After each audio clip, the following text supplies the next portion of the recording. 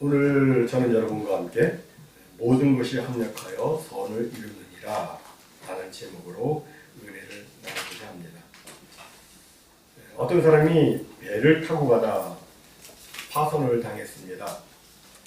간신히 무인도에 도착한 그는 파손된 조각들을 모아 오두막을 지었습니다. 그리고 매일 하나님께 하나님 저를 구출해 주세요. 저를 구원해 주세요. 라는 기도를 드렸습니다. 그랬더니 며칠 후에 아주 머나먼 수평선에 큰 배가 지나가는 것이 보였습니다. 그는 그 배를 향해서 막 구출해 달라고 소리를 지르고 막 손을 흔들었습니다. 하지만 그 배에서는 아무도 그를 못 보았던지 그냥 지나가고 말았습니다. 너무나도 실망이 되었고 힘이 빠졌습니다. 그러나 다시 용기를 내어서 하나님께 또 그를 구출해 달라고 기도를 드렸습니다. 그러던 어느 날 먹을 것을 구하러 나갔다가 돌아와 보니까 오두막이 불길에 휩싸여 있었습니다. 불을 지피기 위해서 남겨놓은 조그만 불씨가 바람에 날려서 오두막에 불을 낸 것이었습니다. 그 불을 바라보는 순간 그는 정신이 하나도 없었습니다. 그에게는 그 순간이 불행 중 최악으로 느껴졌습니다. 그런데 그 최악의 불행이 최선의 결과를 가져오게 될 줄은 꿈에도 미처 몰랐습니다. 이튿날 조그만 배 하나가 그 무인도에 도착했기 때문이었습니다. 무인도에 도착한 선원이 말했습니다. 우리는 당신의 연기를 보고 왔습니다. 신자는 때때로 이런 경험을 할 수 있습니다. 우리가 보기에는 최악의 고통이고 최악의 순간 같은데 이것이 오히려 최선의 결과를 나타나는 경우가 우리에게 있습니다. 이때 우리는 이렇게 말하죠. 모든 것이 합력하여 선을 이루느니라. 그렇습니다. 지금 당장은 힘들고 고통스러워도 결국에는 하나님의 도우심과 인도하심으로 그 모든 것이 변하여 기쁨이 되고 승리가 되고 영광이 될 수 있는 것입니다. 그렇기 때문에 신자는 어려움 중에서도 참고 인내할 수가 있죠. 우리가 구약 창세기를 보면 요셉이라는 인물을 보게 됩니다. 요셉은 그의 형제들 중에서 아버지 야곱으로부터 제일 사랑을 받았습니다. 이것을 형들이 시기했습니다. 그래서 기회를 틈타서 동생 요셉을 애굽에 내려가는 상인들에게 은 20개에 팔아버렸습니다. 그리고 요셉은 애굽 노예 시장에서 다시 이 보디발이라고 하는 애굽의 유력가에게 팔렸습니다. 이제 요셉은 아무런 소망을 가질 수 없고 낙심할 수밖에 없는 노예 상태가 된 것입니다. 그런데도 요셉은 실망하지 않았습니다. 그는 여전히 자기의 증조부 아브라함의 하나님, 자기의 할아버지 이삭의 하나님, 자기 아버지 야곱의 하나님을 사랑했고 그리고 하나님을 신뢰했습니다. 그래서 그는 그 상황, 그 노예 상태에서 아주 자기에게 주어진 일에 최선을 다하고 하루하루를 성실하게 보내었습니다. 이런 요셉을 하나님께서 귀하게 보셨습니다. 그래서 그와 늘 함께 해주셨고 그가 하는 모든 일에 형통함을 허락해 주셨습니다. 이런 모습을 보고 주인 보디발도 요셉을 인정하며 자기 집의 모든 일을 다 요셉에게 맡겨 관리토록 했습니다. 세월이 흘러서 요셉은 이제 아주 건장하고 잘생긴 청년이 되었습니다. 그러던 어느 날 이 멋있는 청년 요셉을 눈여겨보았던 이 보디발의 아내가 요셉에게 함께 자자고 했습니다. 이때 요셉은 내가 어떻게 이런 짓을 해서 하나님께 범죄할 수 있습니까? 라고 대답하면서 그 요구를 단호하게 거절을 했습니다. 그는 하나님 앞에서 늘 살았던 겁니다. 무한을 당했다고 생각한 보디발의 아내는 거짓으로 요셉을 모함했고, 이 말에 분노한 보디발은 요셉을 당시 왕의 죄수들을 가두는 감옥 속에 집어넣었습니다. 당시 고고학적 추적에 의하면 요셉 당시 애굽의 국사범이 갇히는 감옥은 지하 토굴이었다고 합니다. 습기가 차서 눅눅하고 그런 곳이죠, 지하 토굴. 근데 그 지하 토굴에서 요셉은 바른 작고에 몸은 쇠사슬에 묶여서 감옥 생활을 하게 된 것입니다. 여기서 보통 사람 같으면 이제는 끝장이라고 생각했을 겁니다. 형들의 시기를 받아서 노예로 팔려온 것도 억울하고 괴로운 일인데, 정직하고 성실하게 정말 하나님 앞에서 살았지만 그럼에도 불구하고 오히려 왕의 죄수들을 가두는 감옥에 수감이 되었으니 이게 얼마나 억울하고 괴로운 일이었겠습니까? 그러나 요셉이 다른 사람과 다른 점이 하나 있다면 그것은 그가 여전히 하나님을 사랑하고 하나님을 신뢰했다는 것입니다. 그렇더니 오늘 말씀, 하나님을 사랑하는 자, 곧 그 뜻대로 부르심을 입은 자들에게는 모든 것이 합력하여 선을 이루느니라.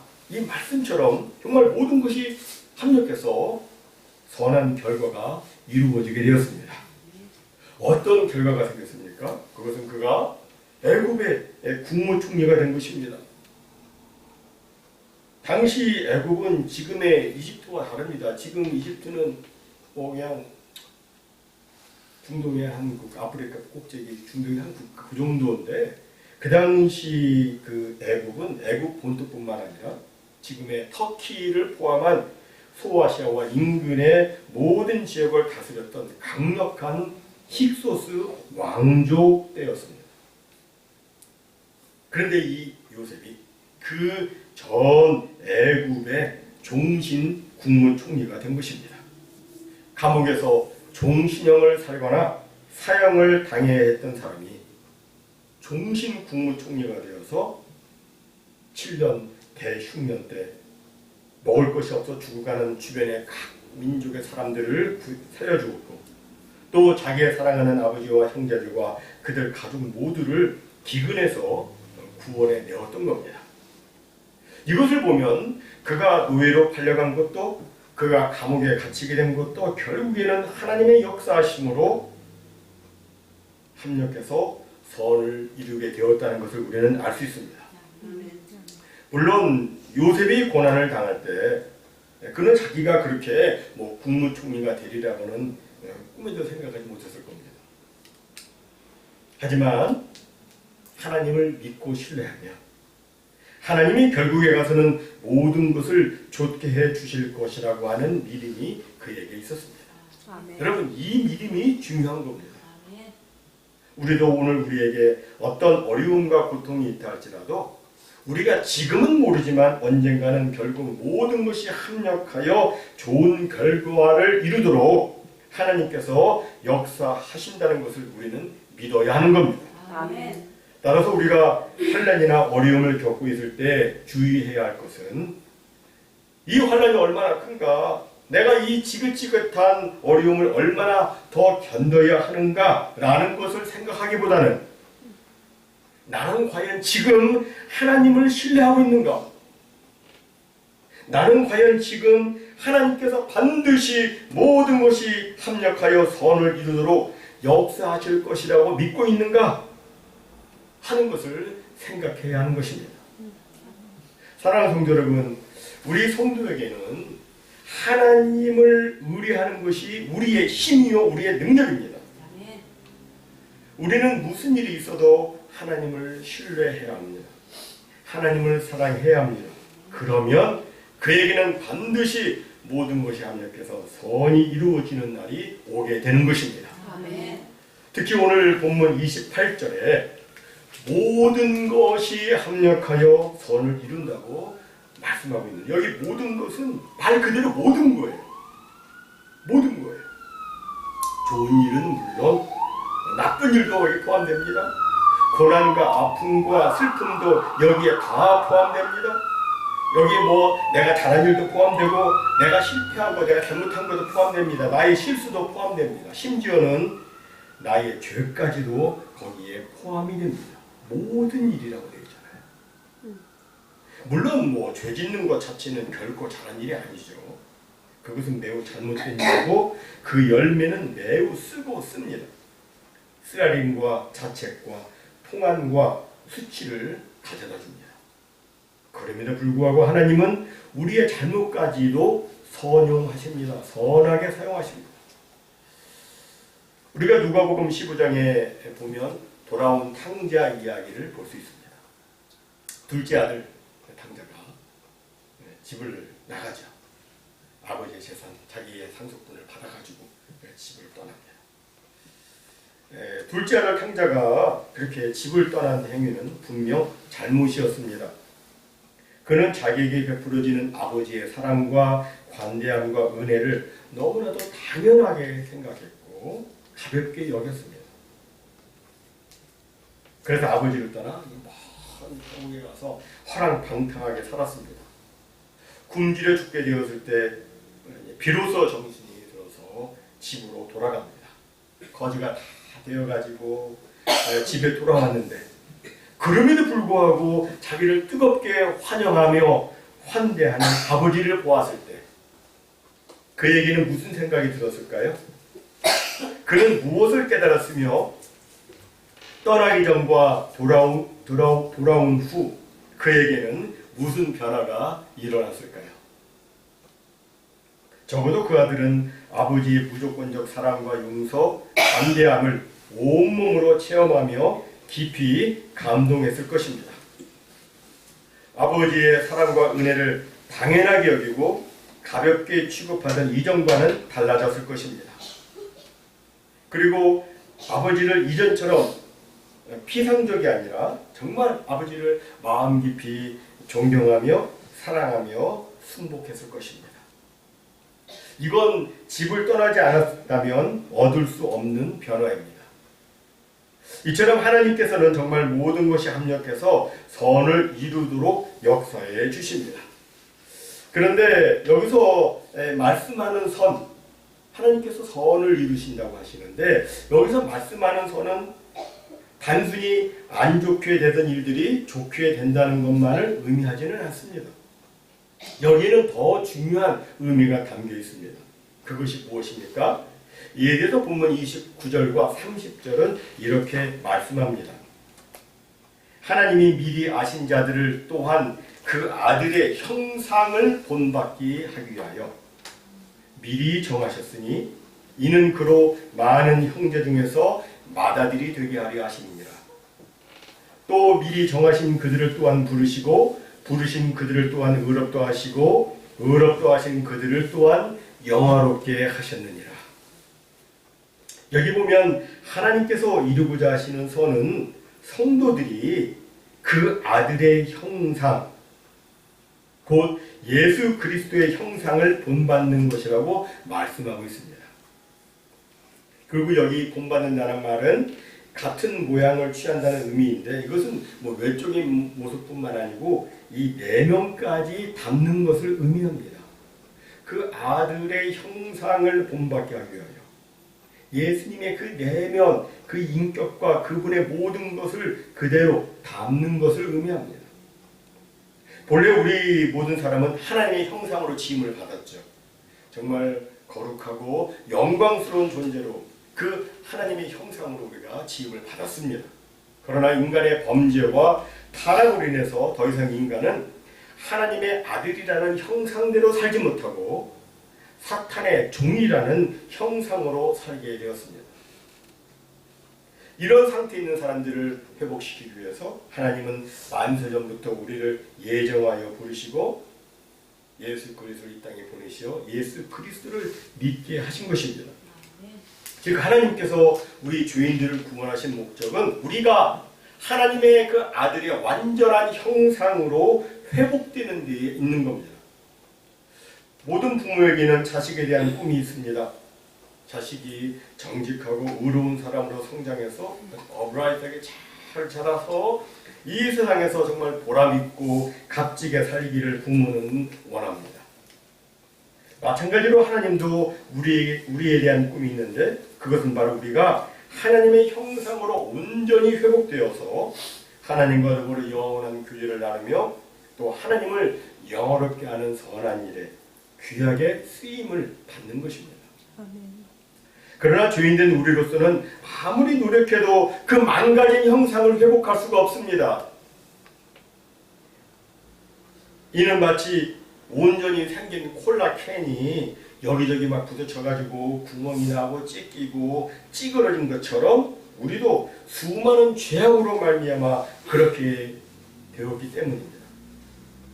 하나님의 형상으로 지음을 받았지만 완전히 망가진 것이 우리의 현실입니다. 하나님의 형상을 회복할 능력이 우리에게는 없습니다. 또 우리가 아무리 하나님의 형상을 보고 닮으려고 해도 이 세상에는 하나님의 형상의 표준이 되는 모델이 없습니다. 모든 사람이 다 죄인이기 때문에 표준이 되는 모델을 찾을 수가 없습니다. 그래서 하나님께서는 예수 그리스도를 이 땅에 보내시어 우리를 거듭나게 하시고 우리가 그 완전하신 예수 그리스도를 모델로 바라보면서 예수 그리스도를 닮아가게 해 주신 것입니다. 여러분 아무리 콜라겐이 찌그러지고 찢겼어도 다시 녹여서 뽑아내면 새롭게 됩니다. 마찬가지로 우리가 아무리 회복 불가능한 죄인이라도 주 성령의 능력으로 예수 안에서 죽었다가 다시 살아나면 우리는 새로운 피조물이 되는 것입니다. 아멘. 또 예수님은 보이지 아니하는 하나님의 형상이라고 골로새서 1장 15절은 말씀하고 있는데 보이지 아니하는 하나님의 형상이 예수님이세요. 그러니까 예수님을 우리가 바라보고 예수님을 하나씩 하나씩 닮아가다 보면 우리는 하나님의 형상을 온전히 회복하게 되는 겁니다. 따라서 우리가 진정 예수 그리스도를 믿는다고 한다면 오늘이라는 이 시점에서 우리는 주님의 모습을 어떻게 하든지 닮아가는데 우리의 목적을 두어야 되는 겁니다. 우리는 우리 속에 들어있는 주님을 닮지 않은 모습들과 생각들과 언어들을 우리에게서 제거해야 합니다. 우리 하는 생각 속에 주님을 닮지 않은 생각이 있습니다.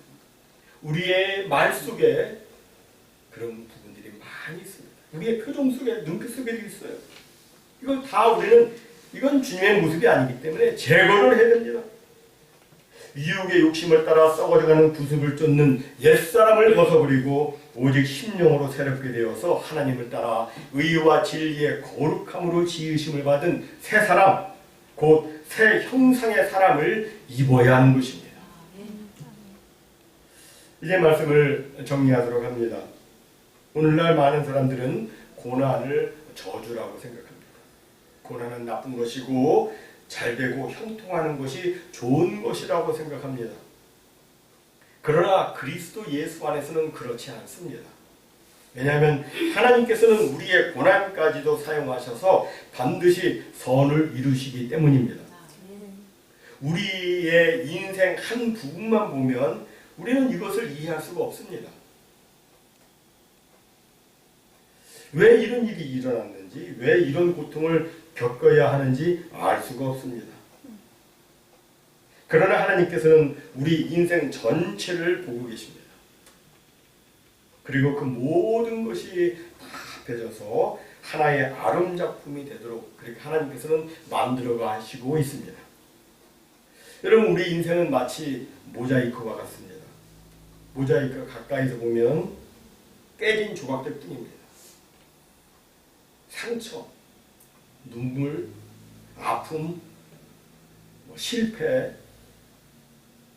그러나 우리가 조금 떨어져서 보게 되면 하나님께서 그것들을 하나하나 맞추셔서 놀라운 작품으로 만들어 가고 계신 것을 우리는 또한 보게 됩니다. 사랑하는 성도 여러분, 제가 설교 초두에 말씀드린 무인도의 사람을 기억하십니까? 그에게 오두막에 불타는 사건은 인생 최악의 순간이었습니다. 그러나 바로 그 연기가 구원의 신호가 되었습니다. 여러분의 인생에도 지금 불타는 오두막 같은 사건이 있을 수 있습니다. 무너지는 것 같고 잃어버리는 것 같고 끝난 것처럼 보이는 일이 있을 수 있습니다. 그러나 하나님은 그 사건까지도 사용하셔서 여러분을 구원의 자리로 이끌고 계신 것을 믿으시기 바랍니다. 아멘. 여러분이 흘린 눈물 헛되지 않습니다. 여러분이 견딘 고통 의미 없는 것이 아닙니다. 여러분이 지나온 그 시간들 결코 낭비되지 않습니다. 하나님은 지금도 그 모든 것을 모아서 선으로 바꾸고 계십니다. 그렇다면 오늘 우리에게 중요한 것은 무엇입니까? 이 고난이 언제 끝날까가 아니라 나는 지금 하나님을 사랑하고 있는가? 나는 지금 하나님을 신뢰하고 있는가입니다. 하나님을 사랑하는 자, 곧 그 뜻대로 부르심을 입은 자들에게 이런 역사가 나타난다고 성경은 말씀합니다.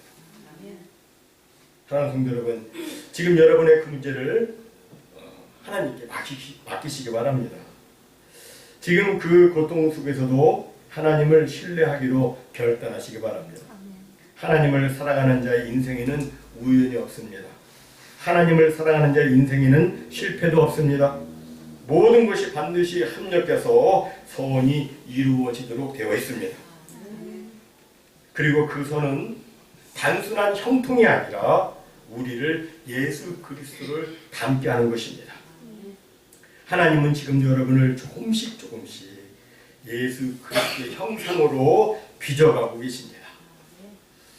사랑하는 성도 여러분, 지금은 이해되지 않아도 괜찮습니다. 지금은 보이지 않아도 괜찮습니다. 하나님은 실수하지 않으십니다. 하나님의 계획은 틀리지 않습니다. 하나님을 사랑하는 여러분의 인생은 결코 실패로 끝나지 않습니다.